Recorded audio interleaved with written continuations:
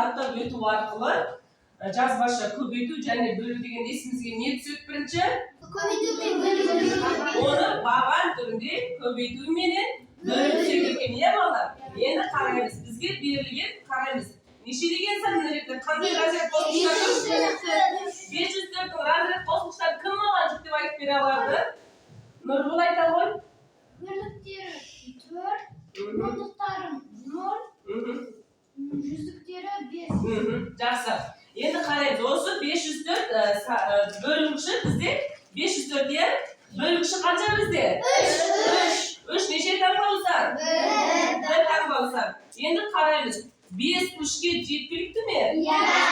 5 3-ке жеткілікті болғандықтан не істейміз? 1 таңбалысанды 1 таңбадан қарап бөлеміз, иә? Енді қараймыз, 3-ке нешеден берсе 5 немесе 5-ке жуықтайтын сан шығады деп ойлаймыз. 1-ден береміз. Егер 2-ден берсек не болады? 6 болады да 5-тен асып кетеді. Сол үшін 1-ден беріп 3-ке 1-ді көбейтсе қанша болады екен? 3. 5-тен 3-ті азайтса қанша? 2. Енді 2 3-ке жеткілікті ме? Сондықтан не істейміз? 0-ді 2-ның қасына түсіреміз. Енді қараймыз. 3-ке нешені көбейтсем 20 немесе 20-ға жуықтайтын сан шығады деп ойлаймын. 6. 3-ке 6-ны көбейтсе қанша? 18. 20-дан 18-ді алсақ қанша қалады екен? 2. 2 3-ке жеткілікті ме? Не істейміз?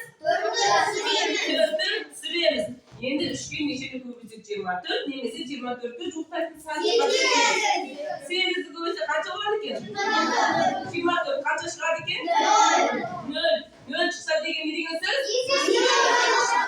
Есептің шешуі шықты деген сөз, е? Сонда бізде бөлімнің мәні қанша екен? 68 екен, е? Енді қараймыз. Енді осы 1000 көлеміндегі мына сандарды баған түрінде көбейткенде қалай көбейтеміз? 8-ге 3-ті көбейтеміз. 8-ге 3-ті көбейтеміз деп айта саламыз ба? Жоқ. Бөліктерге дейтіндей бәріне жерде 3 таңбалысан тұр ма? Жоқ. Қараймыз, бізде бірінші көбейткіш қанша? 8. Бірінші көбейткіш қанша? 68. Екінші көбейткіш қанша? 3. Көбейтінің мәні қанша? 500. Енді осы 500-лерді табу үшін не істейміз? Бірінші біз не істейміз? Баған түрінде 3-ті кез келген жерде жаза алам ба? Жоқ. Не істейміз? Оң жақтан бастап бірліктердің астына жазамыз. Түсінікті ма? Егер мынау 2 таңбалы болатын болса, бірліктердің астына, ондықтардың астына қайтеміз, қойып, көбейтеміз, е? Енді қараймыз. 8-ге 3-ті көбейтсек қанша болады? 24. 24, е? Енді не істейміз? Ол 4-ті не істейміз бірінші? 4 жазамыз. 2-ні қайда жібереміз? Ойға сақтаймыз. Енді 3-ке 6-ті көбейтсек қанша? 18-ді жазып салам ба? Жоқ. Не істеймін? Ойдағы 2-ні қосқанда ол қанша болды? 20. 20-ның не істеймін? 4-ін жазамын да? 2-ні ойға сақтаймын, е? 3-ке 1-ді көбейтсек қанша? 3. Ойдағы 2-ні қосқанда қанша? 5. Сонда көбейтінің мәні қанша болады? 504. Сонымен тақырыптарға, бүгінгі тақырыпқа сәйкес разрядтан 2 рет аттап өту арқылы жазбаша көбейту және бөлу неге түсіндік пе? Жақсы балалар, ендеше өзіміз орында отырып тапсырмамызды орындаймыз, е?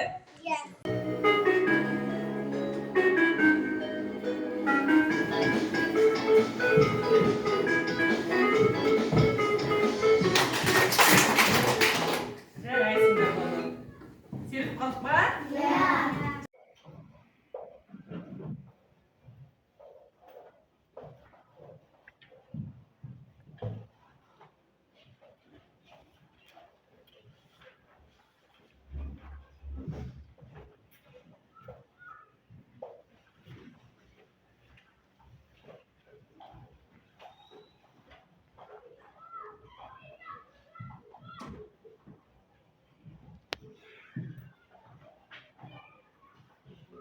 Бізде әрбір топтың, топ басшыларының топтық жұмысын тексере келді. 7-ші есепте бізде шарты бір қылқалам қанша теңге тұрады екен? 60 теңге тұрады екен. егер 300 теңге төленген болса, онда неше қыл қалам сатып алынған дейді. Оны не істейміз? Бұл жерде қыл қаламның саны белгісіз болса, не деп аламыз? X деп аламыз, иә? Енді қараймыз. Енді сол қыл қаламның санын тауып үшін не істейміз? Bir қыл қалам 60 теңгеден. Егер 300 теңгеге қанша қыл қалам тауып үшін не істейміз? 300-ге 60-ты бөлеміз. Сонда қанша болады? 5 қалады, иә? Енді қараймыз. Енді қараймыз. X-ің орнына қойып тексереміз, иә? Енді қараймыз. X-ің орнында бізде неше болды, балалар? 5. X-ің орнына 5-ті қоямыз. 60-ты қоямыз орнына, тең қойылады. 300 теңгеміз қойылады. 5-ке 6-ны көбейтсек қанша? 300. Бізде тең баста бағасы қанша шығу керек еді? 300. Демек тең есебіміз дұрыс па, балалар? Сонда бір қалам қанша теңгеден айланып тұр екен? 5 теңгеден айланып тұр екен, е, балалар? Енді қараймыз. Енді 7-ші есептің әсінде. Маркер 4 маркер үшін дейді. 4 маркер үшін, бірақ маркердің бағалары белгісіз, е? 4 маркер үшін бізде қанша теңге төленді дейді? 160 теңге төленді дейді. Енді осы маркердің, бір маркер үшін 160 теңге төленген болса, 4 маркер үшін қанша теңге төленген не істеп табамыз? Бөлеміз. Теңдікке дейін 4 неше болып тұрды? Көбейтінді болып тұрды, көбейтіп тұр ма, бөліп тұр ма? Көбейтіп тұрды. Теңдікке қандай таңбамен өзгереді? Бөлу таңбасымен өзгереді. 164-ке бөлсек қанша болды? 40 болды, иә? Енді орнына қойып тексеріп көрейік, есебіміз дұрыс па екен? Қараймыз. Енді біздің бір қыл қаламыз, біздің бір маркеріміз қанша теңге болды? 40. Демек біздің X-іміз қанша екен? 40. Енді қанша маркер алды? 4. Бізге төленген ақша қанша? 160. Енді бізде 160 шығам екен. 40-қа 4-ті көбейтсек қанша? 160. Демек біздің албасына 160-ымыз шықты ма?